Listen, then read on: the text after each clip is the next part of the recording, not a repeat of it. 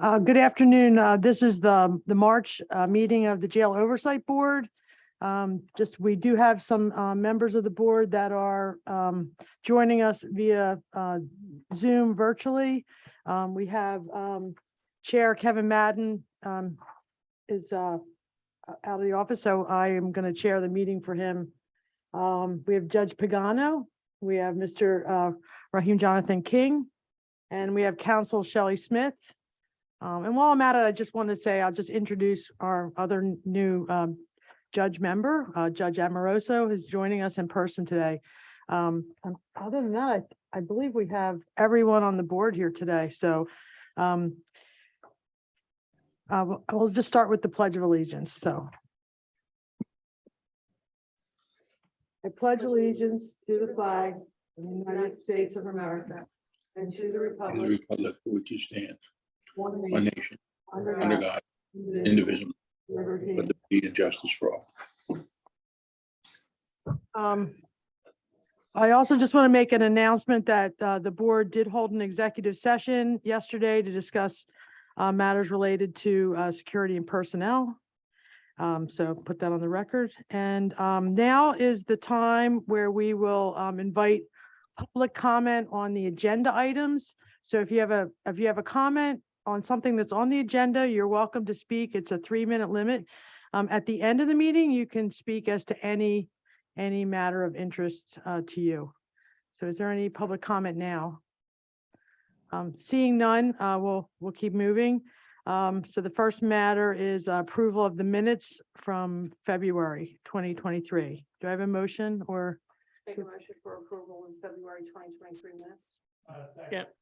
Is there any comment or discussion? Seeing no comments, all in favor of approving the minutes? Aye. Say- Aye. The next matter on the agenda is approval of the reports from February 2023. Do we have a motion to approve the reports? I'll make a motion to approve the reports of February 2023. Second. Thank you. Any discussion, comments, or questions? Hearing none, we'll have a vote. All in favor of approving the reports? Aye. Aye. Aye. Aye. Aye. Thank you. With that, we're now to an update on our vendor, Aramark, and the warden will introduce our guests. Thank you very much. Good afternoon, Jail Oversight Board. It is my esteemed pleasure to invite members of Aramark, and for everybody's awareness, or maybe just a reminder, Aramark is a contracted partner with Delaware County, who is currently providing 2 different services within George W. Hill. One is our dietary contract, and the other is our commissary contract. We have invited them to speak to the Oversight Board today to provide update on some of the progress that is being made towards the contract as we are going to be entering our 2nd year. And also wanted to ensure that there was some awareness related to a program that they will be implementing within the facility. They'll speak a little bit about projected dates, but this is an incredible program that Aramark does offer. It is one of the contracted services that we are already in agreement with in terms of what's been stipulated. And I would like to thank John McFadden, Mike Carbone, and Nicole McVaugh for being available today to speak to us and to go through this presentation about Into Work. So I'll invite all of them up, though I do know that Nicole will be the one predominantly providing a presentation, and they will of course be willing and happy to answer any questions that the board may have at that time. Thank you. Thank you. Sure. We appreciate you coming.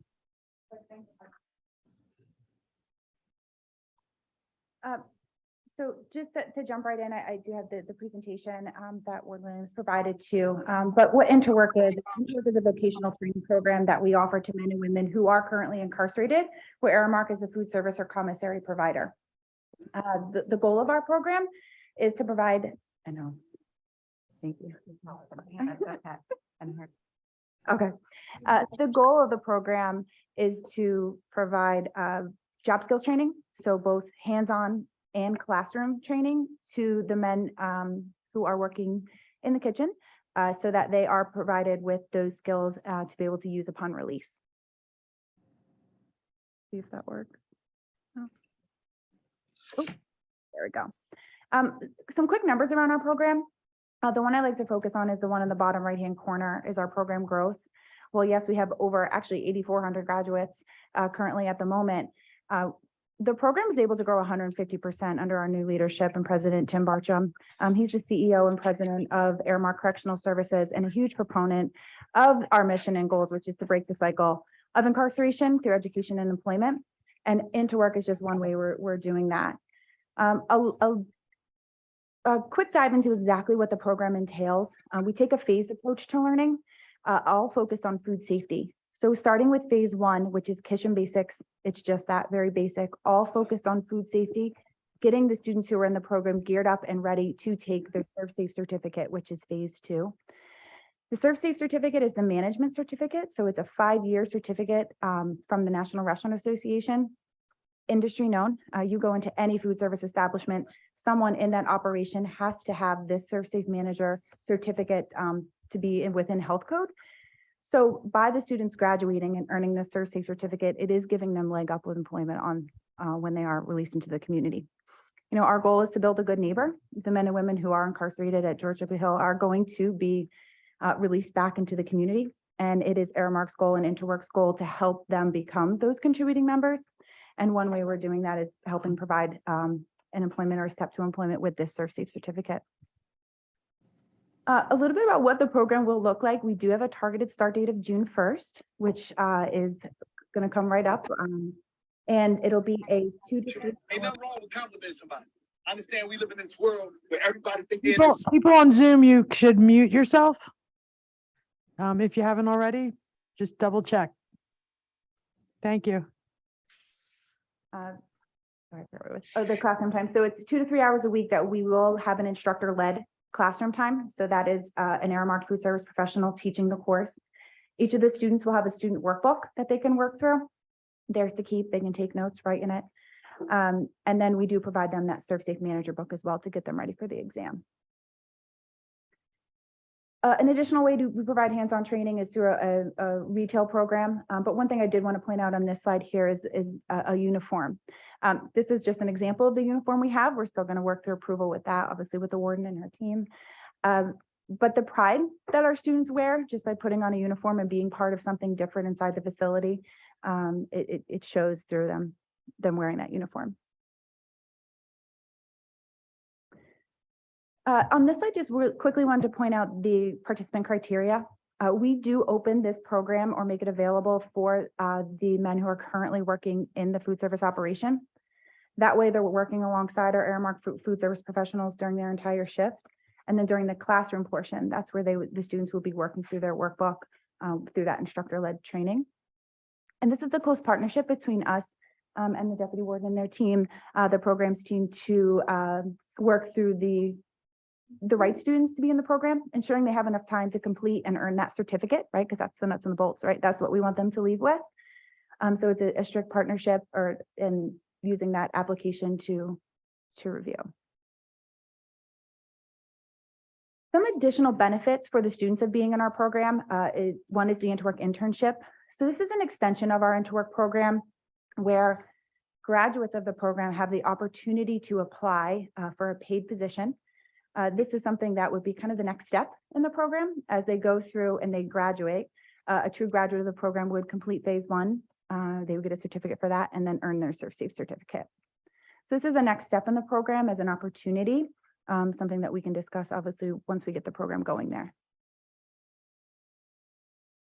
Some additional benefits. The first is our Interwork scholarship. This is actually geared towards the graduate of our program because we have a kind of a two-pronged approach to our scholarship. The first one is dedicated directly to the graduate, $2,500, any accredited institution. And this is a post-release option. So this is an option for the students to apply, or the graduates to apply once they are released. This can be good at any 2-year school, 4-year school, vocational or trade school. And again, this is geared toward the graduate. The second scholarship opportunity we have You talk about breaking the cycle of incarceration. So one way, and this is a newer program for us. We just gave away our first 5. This scholarship is geared towards the family members. So children, dependents, loved ones of the graduates who really want to, further their education, jumpstart their career. Same kind of criteria, so $2,500 and good at any accredited institution. We know employment is one of the biggest puzzle pieces into helping reduce recidivism. Aramark is a second chance employer. So we work directly with the graduates of our program upon release at employment with Aramark or another second chance community provider. We do have a virtual job coach that helps them through that process. And you could text the word into work right to the number 63,000, and our virtual job coach will walk them through the application process. We also provide postcards upon release. This information, at the bottom, the postcard on the bottom is actually geared right towards the graduate. So providing employment information, scholarship information, and then our Interwork team's contact information. So we can assist them with employment or scholarship help. And then the top postcard is for them to send home to their loved ones, to let their loved ones know that they qualified for that scholarship. It just says, hey, basically, I've graduated this program while I'm here. And since I've graduated while I'm here, you loved one now qualify for this opportunity. We do have an additional landing page. So sorry to go back. The QR code that's on the bottom of the red side of that postcard actually links directly to this landing page. So this is where we keep all of our most up-to-date information on the Interwork program, live links to our scholarships, direct contacts to all the hourly and salary positions open at Aramark, as well as an additional way to contact us through an online form. So that is our Interwork program. And again, thank you for having us today and having us explain the program and exactly what we would like to do with the warden and her team. We're excited for that June 1st start date, and hopefully next time we come, we'll be talking about a graduation. Do any members of the board have any questions or, yeah, please. The targeted time is it's a 6-week program. I would say that the beauty of the program, we had a wonderful meeting with the warden and her team this morning. And the beauty of the program is we work directly with the programs or classification team to really mold and shift and shape the program to fit the institution, to make sure that, if there's a certain amount of time that we need to kind of fit the program in, we can do that as well.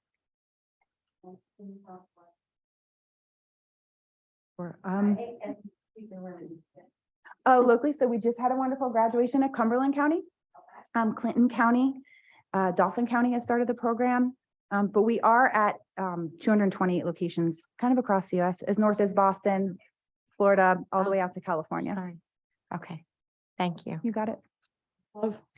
Hi, you were referencing the male residents. This is not open to the females that are at George Hill?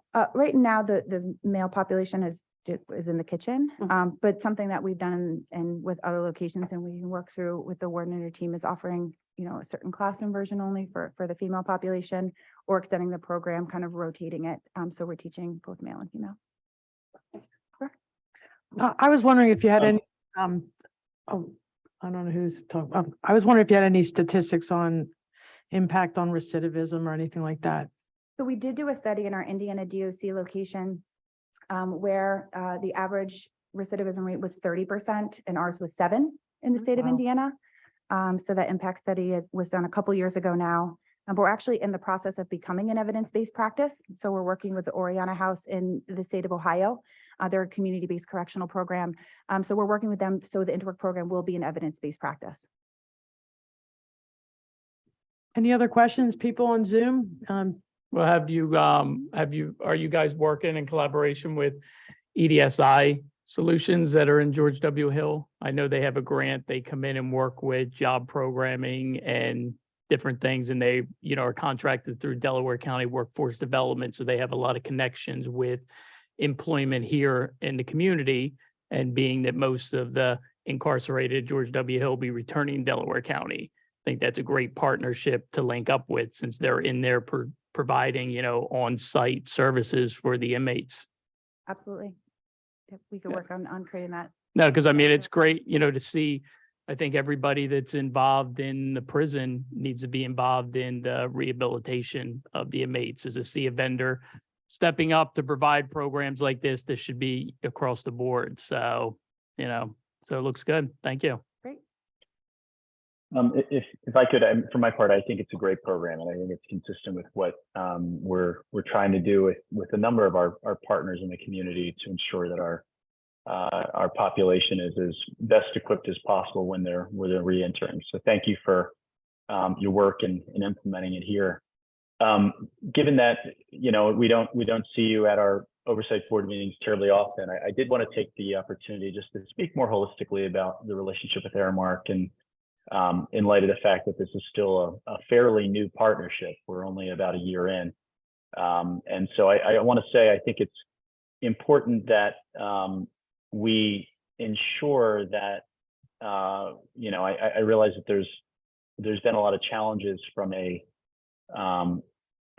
kitchen perspective. And I think that's the next thing on our agenda, is that there needs to be more investment to ensure that Aramark has what's necessary to succeed and to meet the standards that we expect. But I do want to share with you that this is an area that we are really focused on. I want to make sure that you hear that it's not just the warden, that we put a focus on making sure that these are nutritious meals. They're not, empty calories. There's not a lot of filler. She's speaking with the support of this entire jail oversight board that we want, and I don't want to speak for the rest of the board, but I know this has been something we've all discussed. That I want to make sure that we continue to meet a standard that is improving on that front. It is an area that we do hear a lot of concerns about, and so I want to make sure that we're improving there. So if I can segue in, because I think that that's a good lead into, I appreciate that Aramark is present. So when you have a physically present contracted vendor who's willing to come to an oversight board and engage in this process, it reinforces the demonstration of collaboration that is occurring behind the scenes that many people may not be aware of.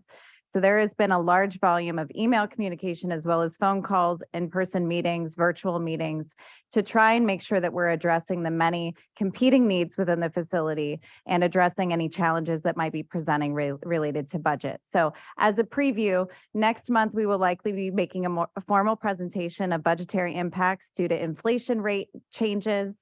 We are all familiar with that. As we go to the grocery store, we are spending significantly different dollars related to different items that do make a large composition of the meals that are being prepared within the facility.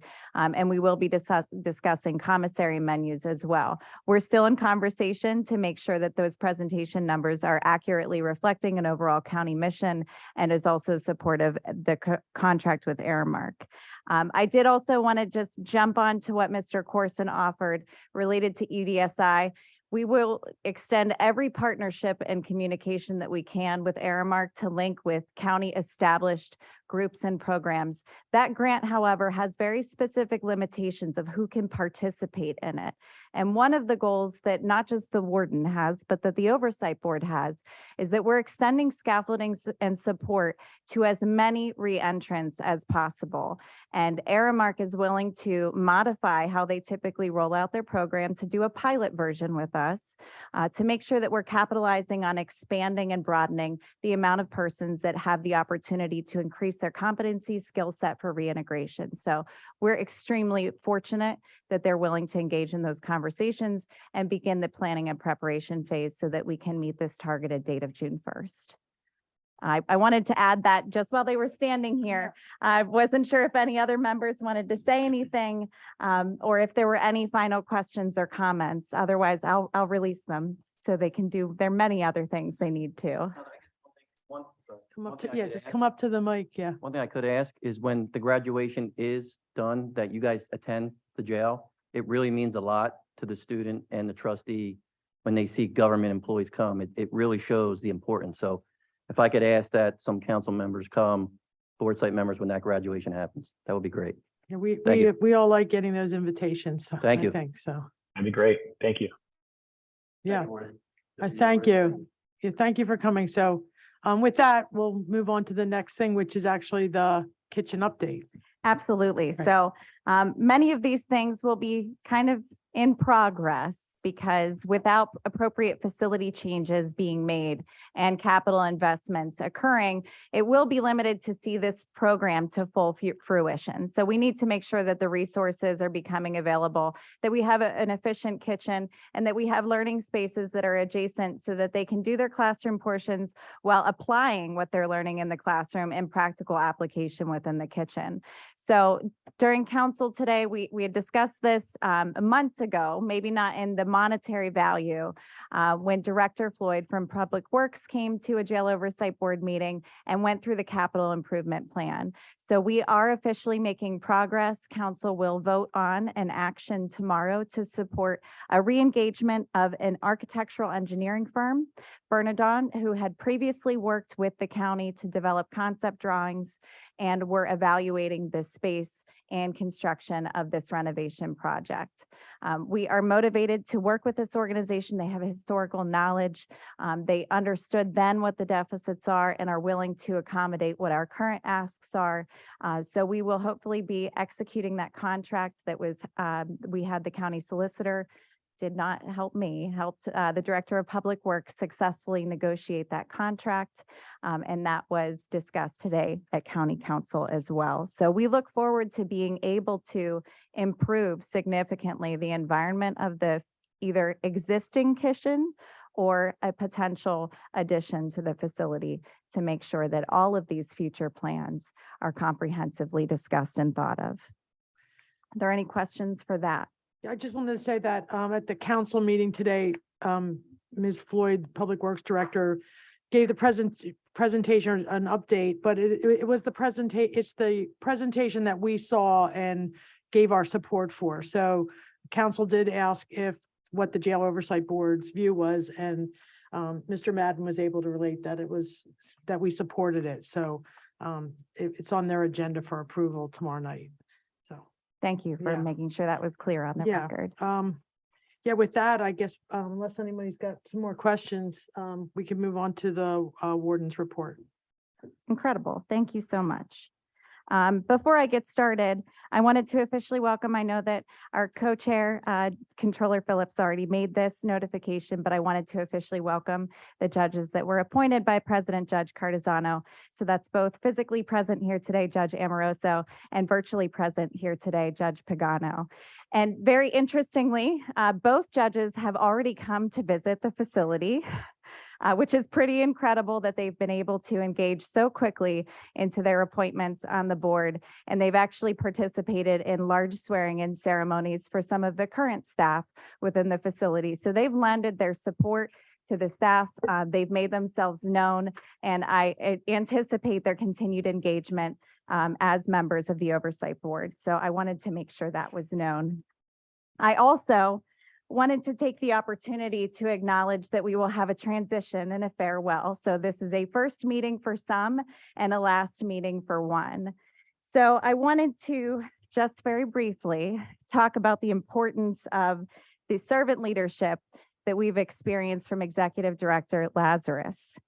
And I am certainly biased in the fact that I believe that he is somebody who has embodied the concept of service before self, which is possible that this was instilled in him long before he started a military career. Maybe this was a value within his family, but definitely reinforced when he spent time with the Army. Anybody who serves in the military understands that their personal needs will always come second to that of the nation, and that when they are called to duty, they are expected to respond. Executive Director Lazarus has had an impressive career and has overcome many adversities and challenges. It is no small feat to be one of the members of key leadership who decided to tackle the deprivatization of the George W. Hill Correctional Facility. He has made himself physically present and intellectually available to many of us throughout the last 13 months that I have been with this county, and I'm certain long before the time that I transitioned here.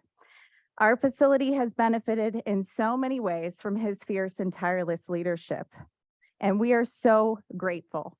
We're hopeful in this time of transition that you will be able to finally prioritize your personal goals and desires over the professional ones and that the county has required of you. Thank you for your service to this institution as well as to Delaware County.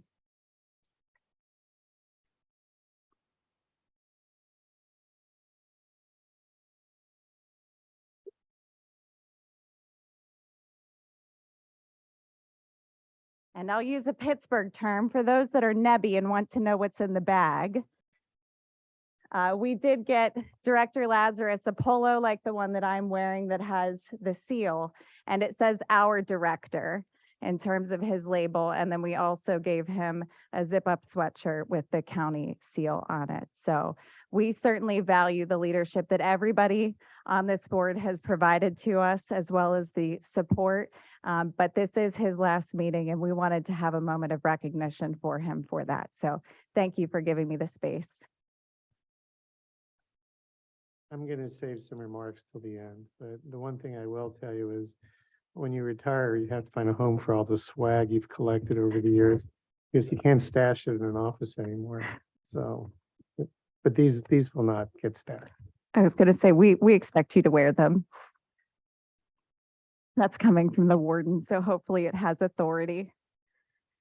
All right, let's get into the typical Warden's Report program, our infectious disease updates. So believe it or not, Delaware County has finally reduced to a low transmission rate for COVID-19. We have been in a medium rate for a significant time period. And so what this will allow us to is to continue to evaluate the current processes that we have in place. I think all of us learned throughout the pandemic that we don't want to move too quickly because there could be unintended consequences. But if we can maintain a status of a low transmission rate, I think that we'll be able to reevaluate the number of persons that we presently allow in our law library center. Impacts will happen to visitation, and hopefully it will allow for broadening and expanding, but we will be approaching this with caution to make sure that we are having thoughtful decisions as we navigate this. But very exciting that we're finally in a low transmission rate. In the month of February, we tested 58 incarcerated persons utilizing PCR tests. This number continues to reduce. Many agencies are not requiring PCR testing prior to transfer anymore, which is why we're seeing that number reduce. 1 out of 58 were diagnosed as positive for COVID-19, and we do have one individual who is presently positive within the facility. They're under their typical isolation procedures. The total incarcerated population that is vaccinated is 715, which is accounting for 56% of the population. Our facility did not host any vaccination clinics in the month of March. 0 staff are currently out with COVID-19, and there are no confirmed or suspected cases of monkeypox in the institution. Monthly statistics. As of this morning, we had 1,265 incarcerated persons within custody. That is a decrease of 5 from last month's meeting. Our weekender program had a total of 106 individuals report in February. 13 of those were first timers. 4 were female. And I know that there was some question last month related to MAT. So I wanted to take the opportunity to assert that we are verifying medications prior to somebody coming into custody during the weekender program. If they're on a verified medication-assisted treatment program, they are continued when they're with us. And that is every person that comes to George W. Hill. When we can verify that they're on the treatment program, they will receive buprenorphine or Sublocade, methadone, Vivitrol, naltrexone, any of the efficacious-based medication-assisted treatment. Our total commitments were 522, whereas last month was 547. And our total discharges were 483 when last month was 522. You can see that we had some exceptions to when we offered full recreation to the block. These were specifically limited to institutional searches within the facility. We did have one instance where we had an exorbitant amount of staff call off. I think many people were challenged by the results of the Super Bowl. So we did have to have reduced recreation that following day. We spoke about the major incidences last month, but as a point of record, I didn't want to exclude them from the presentation. And we completed multiple targeted searches throughout the month of February to locate and remove dangerous contraband from the facility. All of these cases are fully investigated and referred to the Office of the District Attorney through partnership with CID.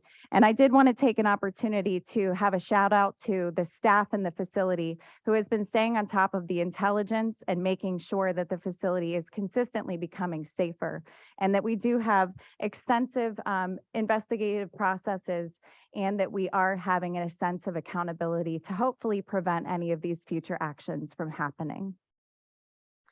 Tablet expansion. So we are continuing to expand the availability of tablets.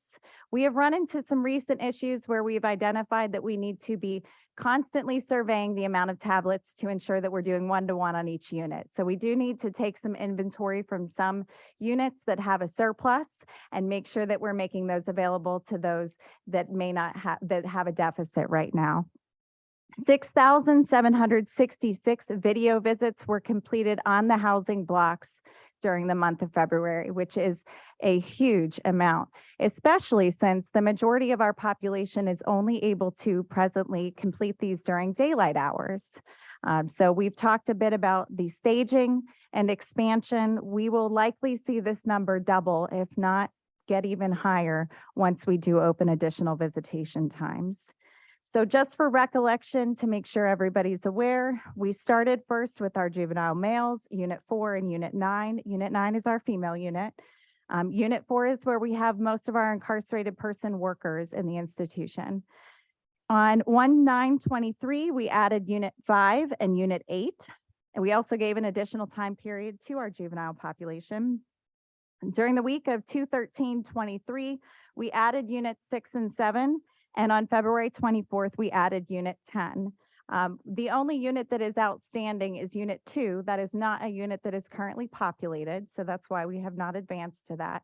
And we are awaiting additional NFCs. Those are the kiosks or the ports that the tablets sit in to complete the video visit, to be delivered to our medical housing unit, to make sure that this is an accessibility item for those individuals as well. Once we've completed the medical housing unit, we will look to expanding video visitations in the facility during evening hours throughout general population. As an update to cost recovery items, you can see on the left-hand side of the columns, that's what was recovered during the month of February. On the right-hand side is the year to date. And this does include the processing fee, which goes to the county general fund, damage to prison property, medical visits, and postage. On February 17th, we honored 10 cadets who graduated the academy and became correctional officers. They were sworn in by Judge Whalen, former appointee to the Jail Oversight Board. This Friday, we'll have another graduation, and we're anticipating 15 officers, 1 sergeant, 1 maintenance tech, and 1 records tech completing the academy. We additionally began a class of a range of staff on March 6th, which include correctional officers, maintenance staff, a director of internal affairs, and some healthcare staff as well. Our next class that we're currently recruiting for is on April 3rd, 2023. As always, it's important to recognize those that continue to go above and beyond the call of service for duty. And at George W. Hill, there is no shortage. We had an overwhelming number of nominees for this past month. And I had the very difficult time of reducing the nearly, I think it was 16 direct care staff and 8 supervisors that were nominated, to reduce it to these 3. I think one of the most exceptional things is that people don't get anything out of nominating somebody. And the write-ups that are being sent to me are so thoughtful and considerate. It is incredible to see people recognizing the performance in other peers, those that they supervise or those that supervise them. So for the month of March, we are presently celebrating and honoring Lieutenant Amanda Lebrano, Correctional Officer James Jackson, and Correctional Officer Demir Christopher. This does not have to be limited to security personnel. I did have an overwhelming number of nominees who were from security personnel this past month, but I just think that they were very well deserving out of a long list of incredible employees. We are, of course, still recruiting and hopeful that people will want to join this group of professionals. As you can see, there's a list of different positions that are presently available. They are all posted online. So the screenshot that you can see, if anybody who's listening is able to Google George W. Hill, you can navigate to the careers page and it will take you to any of the job postings. We do include current vacancies for WellPath staff, and another item at council, which we had discussed last month at Jail Oversight Board, was staff wage enhancements. So that will be voted on tomorrow as well, and those postings will be updated to reflect the increased rates. For goal setting, I said I would keep this one up to date, and we are going to be focusing on the entire technology section. So we have made an extensive amount of progress within technology, and I have to thank my on-site team, predominantly Brian Held, who is a previous Employee of the Month, Deputy Mastrati, who oversees our IT department within the facility, as well as John Becht and his entire team at the county. We are making significant progress, and building this technological infrastructure is going to allow us to be more efficient, timely. We're going to be more compliant. We're going to have the capacity to do more. And hopefully I'll be able to alleviate some of the stressors and the duties of a lot of my correctional staff who find themselves repeatedly writing census after census after census. So we are in progress for a full implementation of Power DMS. This was something that the Jail Oversight Board supported very early on. Power DMS stands for a document management system. It's a web-based application where all of our policies, procedures, post orders exist. We have the capacity to review and edit those and then approve those edits as a team. So it allows everybody to work on deadlines, but kind of self-paced so that we're not having to sit and meet for absolutely every policy review, while able to offer thoughtful reflection in the ways that we ensure that we maintain or exceed the standards that are set for us by accrediting bodies. We have had on-site surveys related to the establishment of Wi-Fi within the institution, and we're presently awaiting bids to be finalized so we can determine the overall cost and scope of this work. Once that is complete, we will be coming to the Oversight Board to discuss action items there. We've been testing different modules within the functionality of grievances on tablets. And this is not to replace a paper process, it is to be in addition to. And we have been testing the functionality. There have been some kinks and some bugs, but there has been an enormous partnership with ViaPath to execute this. When it is functioning appropriately, the incarcerated population is getting their responses so much more timely than they previously were in a paper process. We're also able to interject and resolve issues before they compound and become larger challenges within the institution. We're also currently testing commissary ordering on the tablets, which will make it easier. Instead of them remembering what the menu is and ordering on the phone, they'll be able to look at those items on the tablet as they order.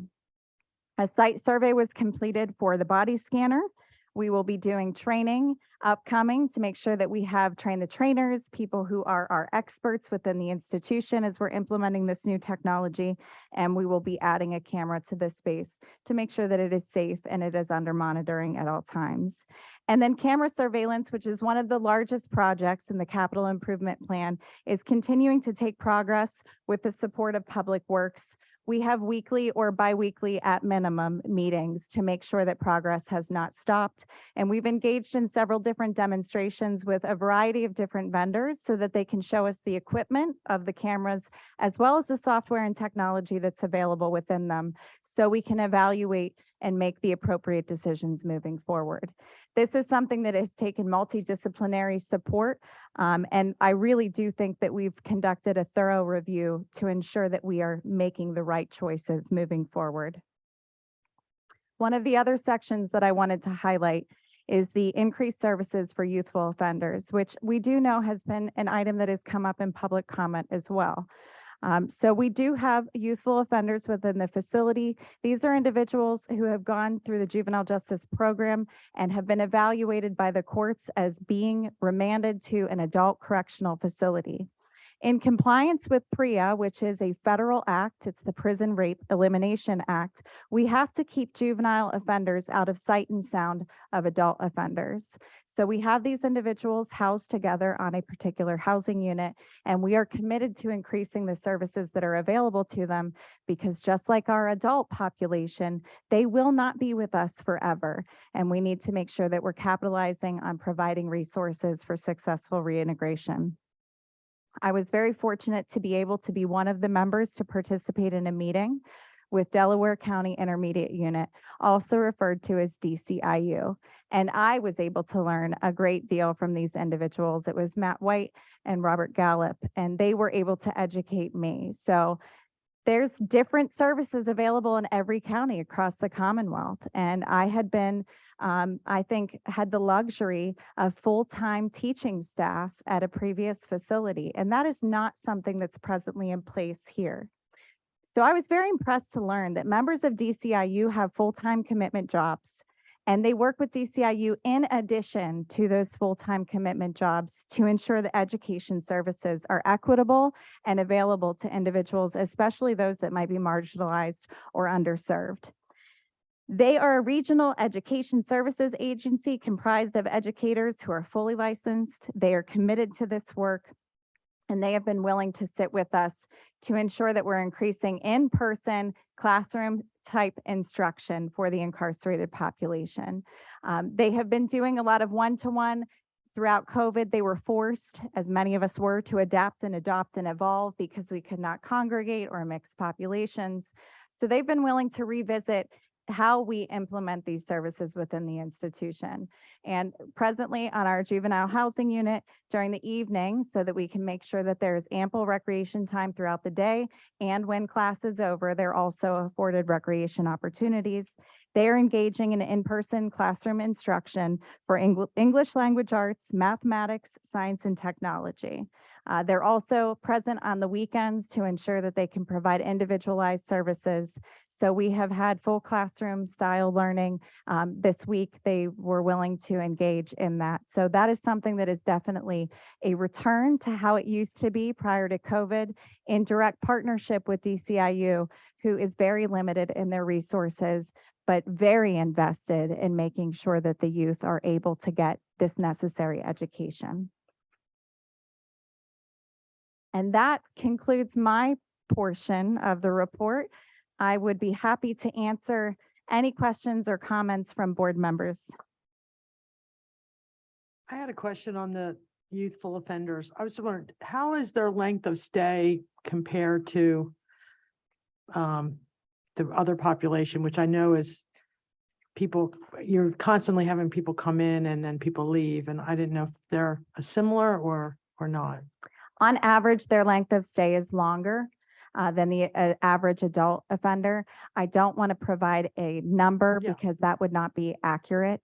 But many of these individuals are youth, and they are charged with pretty significant allegations against them that require, and that's at this point, there's been significant review of the juvenile justice process. So judges have to stipulate the necessity of having them in an adult correctional facility. Unfortunately, that usually means that they are fighting pretty serious cases, which will extend the length of time that they're incarcerated. Yes, and although we have not everyone's been up for a while, but the board did go up and we did visit that unit earlier, sometime last year we were there. So, yeah, I just was wondering, longer is a fine answer for me. I just was wondering how it compared. I have a question. How many juveniles do we have in there? 8. And I mean, they are charged with murder and They have very serious charges. So not everybody is charged with homicide, but that is definitely one of the charges that would typically result in their being in an adult correctional facility. Any other questions from anyone? Well, thank you, Warden. Thank you. I will invite Deputy Warden Daley Falley to the podium for the Deputy Warden's report. Thank you. Thank you, Warden. Good evening, members of the Oversight Board. As Warden stated, we are very excited about the in-person education for the juvenile. We spend a lot of time planning, reading the materials. And I would like to give a special thank you to Bob Gala, Matthew Watt, his whole teachers, as well as the correction officer, Lieutenant McCaffrey, Sergeant Sorority, and all the officers on SMU ASI who has been managing the behavior. The youth, they've been very receptive, and Ishama go visit during school time. They're very engaging with the teachers. As far as program was, we are really focusing on employment readiness, as you guys saw in the presentation on in-service. We're looking forward to the implementation of New Leash on Life. We're also focusing on substance use, a lot of awareness, risk behavior program, self-expression, and expression and skill set in which Ms. Shaw will address more in her report. I emailed you guys the report last week, and I'm not going to go through every single data, but a couple of noticeable item in there. We had a 74% pass rate for GED. So we not just offer high school program, we also offer GED. And thank you so much to our academy instructors for motivating and inspiring the IPs to focus on their GED. We also hired, WellPath also hired a new MET clinician, Dimitri James. We're looking forward to engage with them in the near future. Ramadan is coming up. We have currently 195 incarcerated persons who are registered to participate in Ramadan. Ramadan is a fast that begins on Wednesday, March 22nd, 2023 at sunset and end tentatively on Thursday, April 20th, 2023. Thank you, Reverend Dunn, for working diligently throughout the month of February and March to prepare for this event. We also are going to provide our IP, the Sacrament of Reconciliation, during Lent season, during Holy Week, my apologies. It was going to be on March 31st. Thank you so much to St. Thomas Father Stephen Schott for coming to the facility for it. And we're going to have a Easter Mass for our incarcerated population. I really want to emphasize that we are hiring. We're hiring. Please visit our website. We have currently 3 openings for case management. We have 2 wellness instructors. We have a volunteer coordinator, and we have a substance use counselor opening. The website is delco.pa.gov/employment. Please visit it. We are also interviewing. Thank you, Mr. Swider and the case management team who has been working diligently, being short-staffed and all. Last but not least, we also, part of the recruitment strategy, we reached out to local colleges' career fairs. And thank you so much for St. Joseph University and Wilmington University for providing us access to their career link. And Ms. O'Connor is taking the lead. Thank you for doing so. In the near future, we'll also reach out to other local colleges and visiting different colleges to introduce George W. Hill. Any question before Ms. Shaw talks about the reentry report? Deputy, just looking, the amount of Narcan that was distributed in February dropped by 50% from 144 to 75 for the month of February. Yes, the reason it's dropped is when the officer was offering them, a lot of incarcerated persons were refusing. We cannot really force it. Also, we also realized that when they were putting on the bag, they was throwing them in at the top of the gate. So that's how the number did. We're coming with a strategy with Lieutenant Moore to what can we do different to increase that number. And what education do we provide on the back of handing it to the inmates that are discharged so they understand it better? So we've created a flyer, and the district officer introduced Narcan and tell them what it's about. The case manager, and when they meet on a weekly basis, there's a flyer, there's to educate them regarding Narcan. One thing that I've heard from the IP is that they have the stigma that probation will think that they're using. So trying to educate them, saying that your probation will not, just because you have a Narcan at home doesn't mean that you're using. So that's one of the biggest fear from most of the IP when I'm walking around doing my rounds. That's what they're disclosing. No, and that's that stigma around it, because it's how can we change that narrative that Narcan, it's like having a first aid kit at home, right? So it might not be specifically for me, but it's for if a situation occurs.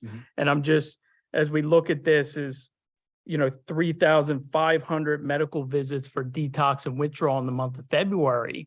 There's a lot of people that there's a are need for it. incarcerated that are going through opioid withdrawal. And when we are, as when we, are detox from a substance for extended period of time, when we leave, our overdose rate, is through the roof.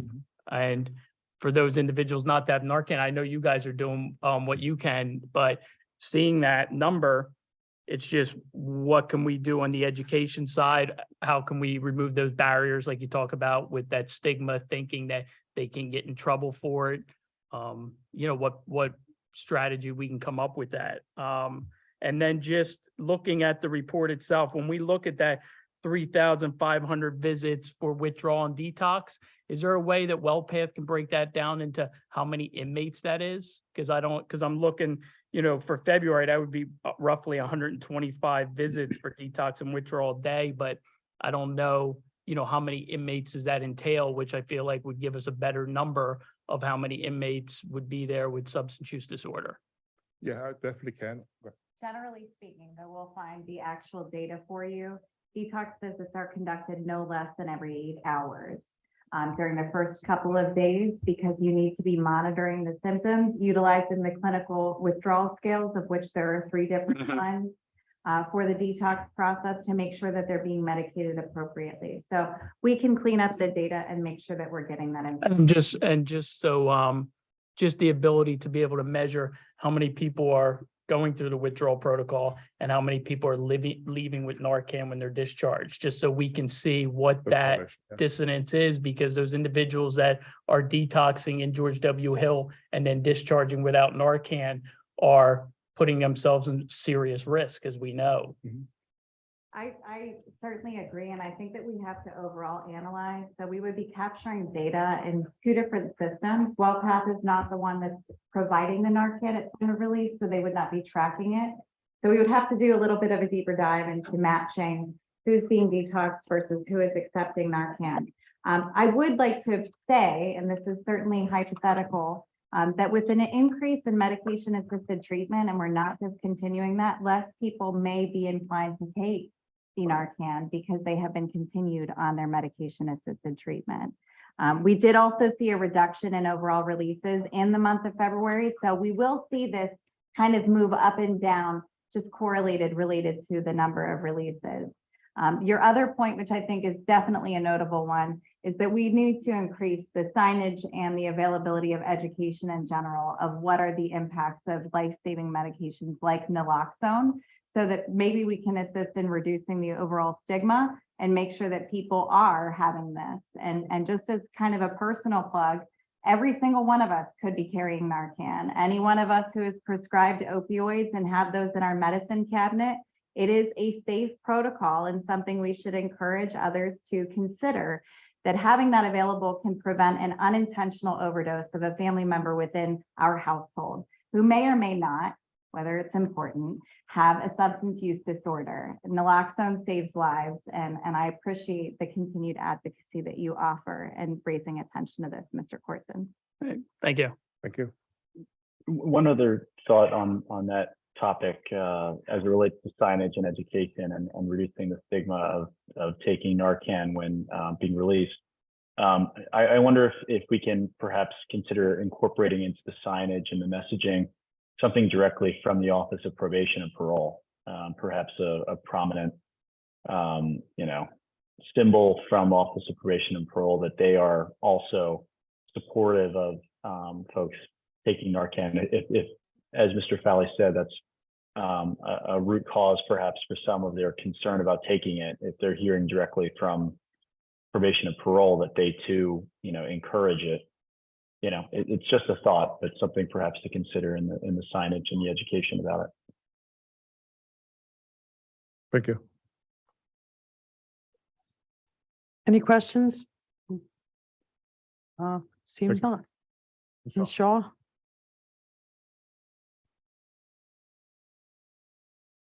Thank you, Deputy Warden Fowley. Good evening, members of the board and the public.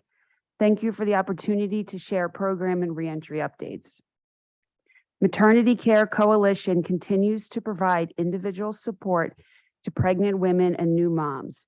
In late March, services will expand to offer group parenting classes to the female population on a weekly basis. The parenting education program uses the evidence-based nurturing parenting curriculum. The co-facilitators will provide a supportive space to discuss parenting concerns and learn new information. The parenting group is not only informative, but also reflective, supportive, and empowering. Thank you, Maternity Care Coalition Senior Director of Programs, Colette Green, for the extended support of the female population at George W. Hill. In addition to serving the female population, mindfulness weekly practice is available to the female population. Class began on November 8th. The First Step vocational program completed cohort 4 on Friday, March 10th with 6 graduates. For our new viewers, the First Step vocational program provides employment support services to enhance and retain employment post-release. And as the warden added during the Aramark presentation, the First Step grant-funded program stipulates participants must be sentenced and a Delaware County resident. The Aramark Into Work program will provide workforce opportunity for those who do not meet the grant qualifications. To date, 17 of the 27 First Step program graduates have been released. 5 of the 17 released graduates have voluntarily reconnected with EDSI and gained employment and are actively interviewing. The First Step program 30% voluntary continuation of service post-release is an indicator that we are progressing, preparing the incarcerated population for a successful return home and assisting in obtaining sustainable employment. Certainly, we strive for 100% and are motivated to continue to bridge the gap between incarceration and community reintegration. Any questions? Thank you. Thank you. Well, next on the agenda is any new business of any board member want to bring any new business at this time? Hearing no one. We'll move on, and the next agenda item is public comment. So anyone that wishes to offer public comment to the board and the public is welcome. Just come up to the podium and just need to give your name and address, and you are limited to 3 minutes. My name's Lindsay Price. I live at 46 Gradyville Road, Glen Mills, PA, 19342. Thanks for the opportunity, board. I'm just here to ask a couple questions about solar farm that is proposed or thought about on the George W. Hill property. And the facilities in Concord. Are there plans in the future, or is it being discussed to install this facility on the property? The property has been farmed for over 100 years. Well, We like open space. I understand we like open space out there. I just want to say that the point of public comment is your question is a valid question, but this isn't meant for a give and take. So I think what we need to do is take in your question. I will say, I don't believe the board's had that on our agenda since Yeah, we've been on the okay. board. Well, that was my However, question. You answered my question. Yeah. And I still have a minute and 50. but yeah, I'm sorry, I'm taking some of your time, but I just want to let That's you know fine, that that's we're fine. not sort of a give and take, but Okay. I would follow up with you could maybe Yeah, talk with can the you check executive me- director or any of the or with council or something like that. Okay, great. Okay, Thank you very much. Thank you for your time. sure. Any other public comment? Hearing none, I'll close public comment, and now we have board member comments, and Mr. Lazarus, if you want to go first, you're welcome to. Thank you, Madam Vice Chair. I just want to offer some reflections. This is the last time I get to talk and not be subject to the 3-minute rule. So I'm going to take advantage of that. As Ward Williams mentioned and has sent out invitations to us all, April 6th is the 1-year anniversary of the county assuming in-house direction of the prison. It was done with purpose, and it was done in accordance with the values that our county council and this board have established. The time that persons are placed in our care should be transformative, and I think we are well on our way. We acknowledged when we got to April 6th of last year, we weren't at the finish line. In fact, we were at the starting line. And it's important, though, to be able to use anniversaries to reflect on how far we've come. In October of 2020, Councilmember Kevin Madden figuratively grabbed me by the lapels and reminded me that council was serious about the deprivatization and we should get started. With his direction and his assistance throughout that period, as well as that with Controller and Vice Chair Phillips, we were able to get through that process. Joanne helped us establish guardrails as to what we could do. Her staff, who doesn't always get the credit that they should, were immensely helpful in helping us navigate through the personnel, budget, contracting, and other administrative needs. Over that time, we went and solicited contracts. We wound up hiring a most exceptional warden, Laura Williams, and she's put together a really wonderful team. Lisa, Kelly, Nicole came over from their assignments with Geo, and Daly joined us at about the same time that Laura did. And it's a wonderful core team that has accomplished a lot. My time with the board has been transformative. It's changed the way I look at a lot of things, particularly the fact that when people are placed in care, we should work towards a transformative experience for them. Over the time period, when we look at what's been done, Daly's been reporting on GED achievements. We heard today about a new program, Aramarks Into Work, but let's also not forget about the Inside Out program with Penn State Brandywine and the coming projects with the Pennsylvania Horticultural Society and New Leash on Life, as well as our continuing relationship with the Delaware County Intermediate Unit. Over the coming months, the board will continue to face budget challenges. Inflation will impact the WellPath contract, our Aramark contract. We're still in a very tight labor situation, and labor rates will go up. We have a collective bargaining agreement to address as well. We're also going to invest heavily in capital improvements at the facility so that the facility is capable of accommodating all the goals and objectives that we have. And looking at those items, I'm reminded of a quotation from Oscar Wilde, who says, "A cynic is someone who knows the cost of everything and the value of nothing." What we're doing here is measuring value. Value in terms of helping people positively impact their lives, as well as trying to capture the social cost of putting people back into our communities in a way that's productive. So do not be intimidated or fearful of those who will talk only about cost when we are concerned about value as well. So it's been a truly remarkable experience. I know it comes with the job, but it goes well beyond that. The ability to sit here with all of you and look at something that is as magnificent as the transformation of George W. Hill is something that is one of the best experiences I've had professionally and personally. Thank you all for the opportunity, support, cooperation, and courage as we've gone through this.